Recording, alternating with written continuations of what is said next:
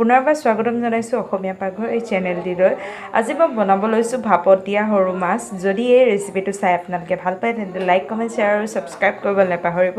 তেন্তে ব'লক আমি চাই লওঁ কি লৈছোঁ। এয়া মই লৈছোঁ বিলাহী, ৰচুন, আদা, পিঁয়াজ, জলকীয়া আৰু নেমু আৰু নিমখ।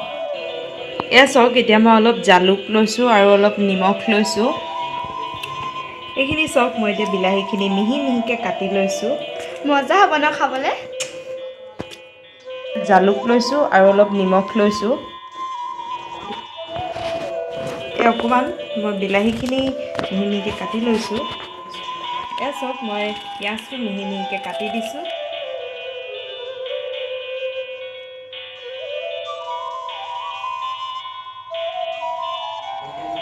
এয়া চাওক, মই ৰচুন আদাখিনি ধুনীয়াকৈ খুন্দি লৈছোঁ আৰু ইয়াত অলপ মিঠাতেল লৈছোঁ। এতিয়া মই ইয়াত এটা বাতি লৈছোঁ আৰু ইয়াত অলপ জিৰা দি দিলোঁ আৰু এইকেইটা মাছ লৈছোঁ। ইয়াত মই বিলাহীখিনি দি দিলোঁ আৰু পিচি থোৱা আদা নহৰু পেষ্টখিনি দি দিছোঁ। ইয়াত জালুকৰ গুড়ি অলপ দি দিছোঁ। ইয়াত কাটি থোৱা পিঁয়াজখিনি অলপ দি দিছোঁ।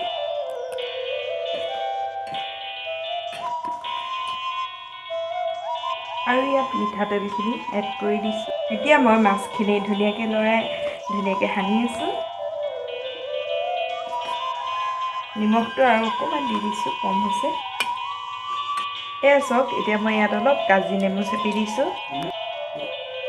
এয়া চাওক, এতিয়া মই অলপ ধনিয়া পাত লৈছোঁ, তাৰপিছত অকণমান নৰসিংহ লৈছোঁ আৰু এটা গোল নেমু। এয়া চাওক, মই এতিয়া ধনিয়াখিনি মিহি মিহিকৈ মাছত কাটি দি দিছোঁ আৰু এতিয়া নৰসিংহ পাতখিনি ধুনীয়াকৈ দি দিছোঁ। এয়া চাওক, এতিয়া মই এইফালে ষ্টিকি পেন এখন ব্যৱহাৰ কৰিছোঁ, ষ্টিকি কেৰাহী এখন। তো এইখন অকণমান গৰম হ'বলৈ দিছোঁ। এতিয়া মই মোৰ এইখিনি মাছৰ মিশ্ৰণখিনি ধুনীয়াকৈ মই গেছত দি দিছোঁ, কেৰাহীত দি দিছোঁ আৰু একেবাৰে গেছটো কম ফ্লেমত থ'ব। এয়া চাওক, এতিয়া মই ইয়াত ফুটা খৰাহী এটা ঢাকি দিছোঁ।